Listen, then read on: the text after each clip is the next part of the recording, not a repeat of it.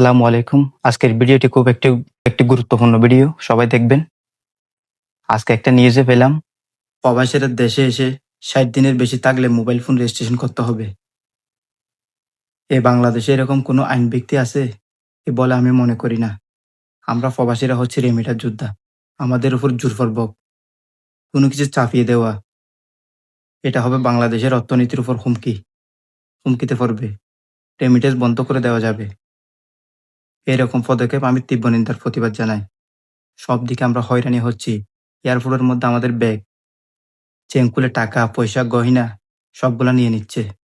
আমরা কি প্রবাসী হয়ে কি অপরাধ করলাম?